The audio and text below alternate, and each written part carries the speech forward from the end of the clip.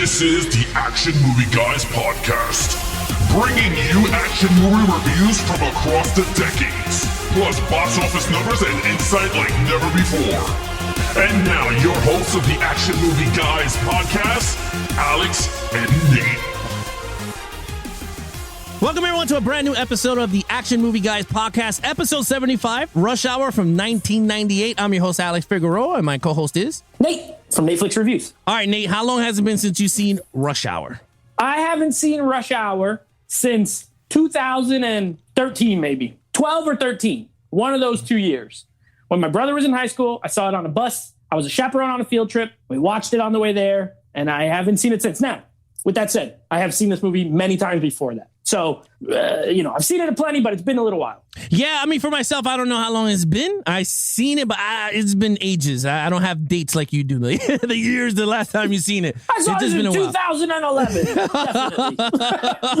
Yeah, I don't remember that. But for those of you that are watching us on YouTube, please hit that like button, hit those notification bells. Every time new videos drop, you guys will be notified. If you're new to the channel, please subscribe to the channel and support the channel. And then for those of you that are taking us on the go with you guys to the gym or to the office, thank you so much for subscribing. If you're new, subscribe to the podcast on all your platforms of podcasts, from Spotify, TuneIn, Apple. We're in all of that. Audacity. We're on all of them. We're on all of them, pretty much. We're ranking up there. That's right. In film reviews. But other than that, guys, we're going to give you guys the box office numbers to Rush Hour from 1998. Starting off with domestic, $141 million. International, $103 million. On a worldwide total of $244 million on a budget of $33 million. Successful. Well, this is where we review the series, right? The movie series. So Clearly a hit, meaning sequels. So makes a lot of sense. And Jackie Chan's an international guy, so made over $100 million overseas. And he wasn't quite as popular here at the time of this movie, but this is really what put him on the map in the U.S. So makes sense that it made a lot of money. I remember it was a big hit. Yeah, I mean, well, remember, he also had Rumble in the Bronx that came out in 95, around there. That put him in the spotlight. He had movies. He had a lot of Chinese movies. And Rumble in the Bronx is a weird movie because it's like a Chinese movie that's like dubbed in English. So he had been in things that people had seen. But this was the movie that, after this is where Jackie Chan became a U.S. star, like a star getting lead roles like Shanghai Noon and all these other movies. So it makes sense that, with those numbers, it sounds about right. Yeah, I mean, it does. But let's check out those Rotten Tomato scores for Rush Hour. So this was interesting. I was surprised. I thought it would be higher. So the audience score, we'll start with the audience score. The audience score is about what I thought, 78%. Pretty good. Most people like it. Most people that I know like Rush Hour. I haven't met in person very many people who are like, I hate Rush Hour. Like, it's very rare. And especially people my age, like this came out when I was 11. So this is like prime time, my youth. And I love the movie. But critically, it only has a 61%. So kind of low. Like, it's fresh, but just barely. And I did read the consensus, but we don't tell you any of that stuff because it doesn't really matter. Because we're going to give you our consensus in like 45 seconds. So. Yeah, pretty much. All right, so Nate always starts off these reviews, so let's check it out. Lead character, Jackie Chan, Chris Tucker. Take it away. Yeah. Being a buddy cop movie, if you guys have listened to any of our shows, Alex and I, we rank, for buddy movies, we rank both as a total lead character, right? Each one, and then their combined chemistry. It's a 5 for me, personally. I think the balance of, the kind of opposites, the Eastern and Western characters. You have Chris Tucker, who is absolutely 0% like Jackie Chan in every single way. Those kind of things make for good buddy movies, when they're kind of stuck together and they don't really like each other, but they have to eventually get along. And I think they both did a great job in this. Chris Tucker is funny. I was a fan of Chris Tucker, especially in the 90s. Friday, Rush Hour 2, Chris Tucker is funny to me. Fifth Element. I've always enjoyed him. Jackie Chan, newer to me when this came out, but over time, just one of the best, action movie actors, really does his own stunts. You know what I mean? And he's funny in this. He gets to do a little bit of humor. I love them together. I think they have great chemistry. I think they both characters play really well off of each other. So I gave it a 5. Yeah, and look, I agree with you. Jackie Chan and Chris Tucker, they had this chemistry with each other. I still prefer Mel Gibson and Danny Glover. I think they had really great chemistry on screen. Sure. But this one was actually pretty good. I thought it worked. Like, again, I haven't seen this in years, so it's actually pretty funny. And you're right, there's two different styles of actors working with each other. I gave it a 5 also. For the time period that we've got this at 98. So then all the jokes, do they land with Chris Tucker?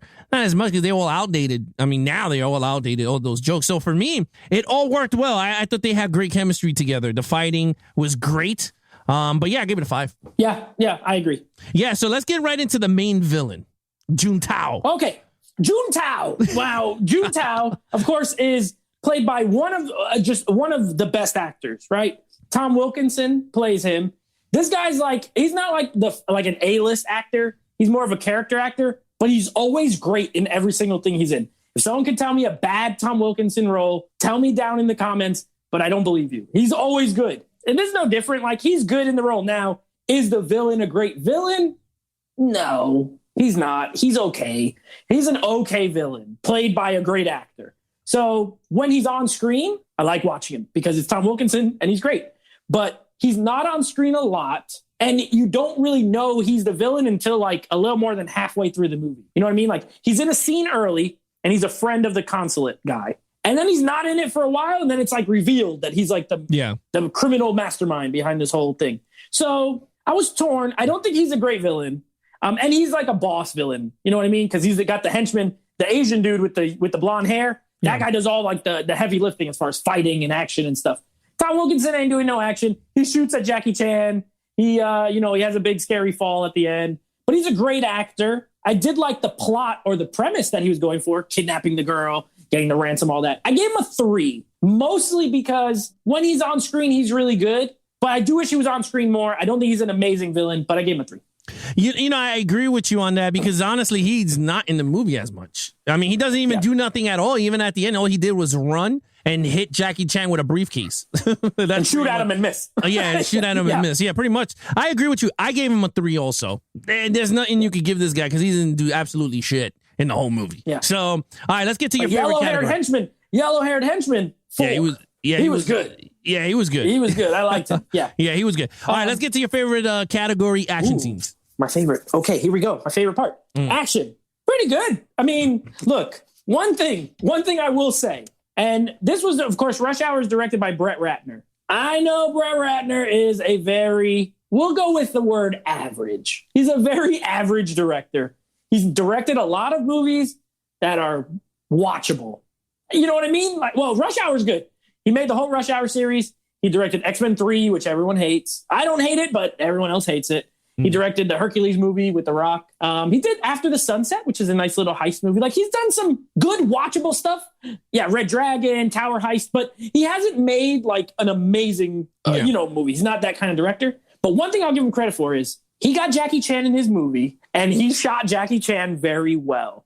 Wide shots, long takes. There's no fast cuts and edits where he's just like, you know what I mean, moving around.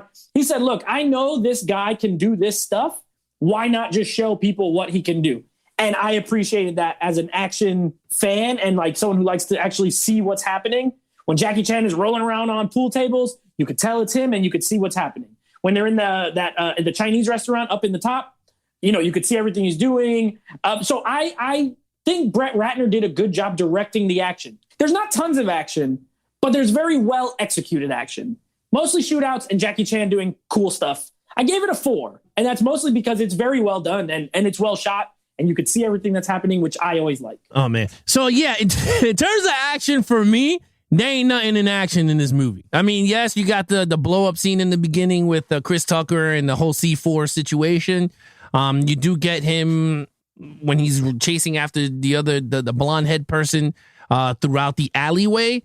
And then, of course, you get the ending scene, and then, of course, the fight in the restaurant. But that's not much for me to go, oh, this is much action. You know what I mean? Like, it has action. And I'm not going to be one, like, I remember before, it's like, oh, total action. No, I'm starting to, like, level off here in terms of where I'm going to start grading these things in. I gave it a 3. It's not much action for me to go, this is an action style of movie. This is more of a comedy action, more comedy than action in this one. Yeah. So I gave it a 3. Sure. All right, so let's get into storyline. Storyline. Okay, I like the story in this movie. I like Rush Hour. It's got a good story. You got Jackie Chan is like a police officer from China, and then you have Chris Tucker. He's LAPD. A Chinese like diplomat daughter gets kidnapped, and the FBI is working the case, but the politician guy called in Jackie Chan, and the FBI is like, hey, we don't want this guy meddling, so they bring in the worst LAPD guy who blows stuff up just to babysit him. Yeah. And that's how you get your comedy, right? That's how you set up a good, solid, mismatched character buddy comedy. So I think it's well executed in that regard. Is it generic? This is something I've seen a lot online. Like, oh, the story is very generic. Sure, it's tropey. I'll say that. You know what I mean? Like, they stick with the tropes. However, when your tropes work and it leads to me laughing and having a good, entertaining time, I'm okay with it. It's when you do it poorly. And I don't think this movie does it poorly. So I gave it a 4. I really like the story. It's intriguing enough, right? Like, you're following them. They do a good job with the girl, with the kidnapping, everything. Nothing's hazy or confusing. It's very straightforward, but it's well done. I gave it a 4. Yeah, in terms of story, I was okay with it. It's a typical girl getting snatched. Then they bring in these 2 cops to join forces, right? But it was like destiny, right? If you really look at it, because Chris Tucker, they wanted to discipline him. Suspend him. They wanted to suspend him, so they just gave him a job to do, and he thought he was in the G14 big time. Classified, though. Yeah, G14 classified. So I thought it was okay. Like, honestly, like, I wasn't all crazy about the story. I was more into their performance than the storyline.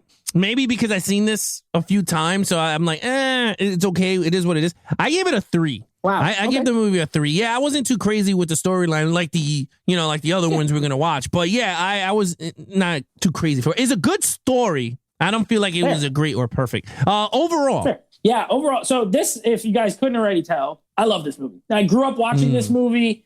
The same way Alex felt about Lethal Weapon, this is more like my Lethal Weapon, or my generation, right? I wasn't even born when Lethal Weapon 1 came out. You know what I mean? I was already a kid when this came out, getting into watching movies. And as far as buddy cop series go, Rush Hour is, for me, what like Lethal Weapon is for Alex. Because you grew up watching those movies, you saw them all, you saw them in the theater. All of that experience is what I had with this franchise. So for me, I've always loved Rush Hour as one. My brother came out when I was watching it, and he was watching it a little bit. And I was like, this is like, I wouldn't say it's a classic in the sense of it's like an all-time great film. But as far as 90s movies go, I've always looked at it as like, I've held it up pretty high as far as a really good 90s movie. I give it it's not amazing. I give it a 4. My score is a 4. But yeah, I've always loved it. Even rewatching it now, like, I just have a good time. Every time I watch Rush Hour, I have a really fun time. I laugh. I like watching Jackie Chan do crap. I like the music. I love the soundtrack in this movie. I love the soundtrack in, like, the songs in the film, like War and things like that. But the actual soundtrack that came with it, Jay-Z, Drew Hill, Slick Rick, like, I grew up listening to it. I absolutely love it. So it's a 4 for me. I've always loved this movie. Yeah, look, in terms of overall, I had fun with the movie. I'm not saying I did not. I enjoyed it for what it was. And again, we're doing the franchise reviewing. Is this a great basis to start off an entire franchise? Absolutely. This kicked off a franchise. And this is exactly what you wanted in a number 1 movie, a foundation. And guess what? This was it. I gave it a 3.5. I enjoyed it. I thought the jokes still continued to be funny.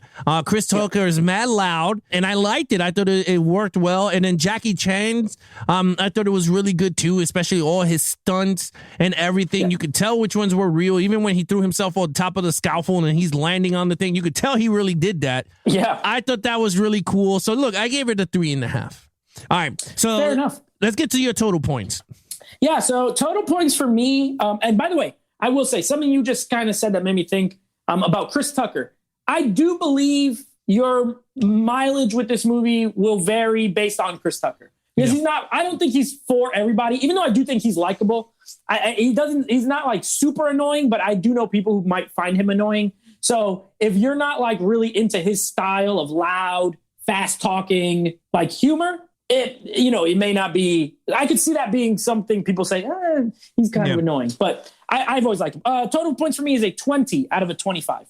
For me is an 18 out of a 25. I'm sorry, 18 and a half out of 25. Okay.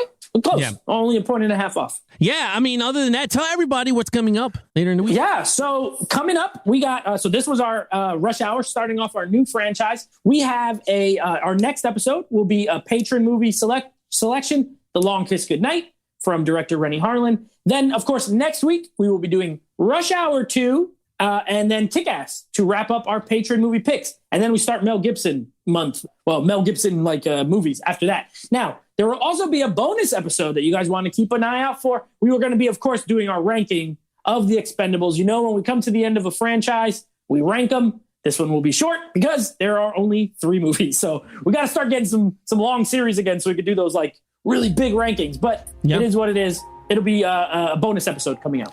Yeah, so again, if you want to follow us on our social media accounts, please follow Nate over on Instagram at NateFlix Reviews. Check out the podcast with him and his friends called NateFlix Movie Reviews. Anything Action Movie Guys Podcast, please follow us on Instagram at Action Movie Guys Podcast. We have a YouTube channel, so please subscribe to the channel if you want to support the channel. Hit those like buttons if you're enjoying these videos. Hit those notification bells so every time videos drop, you guys will be notified. Till then, I'm your host, Alex Figueroa, and that is Nate from NateFlix Reviews. Be awesome to each other and geek out.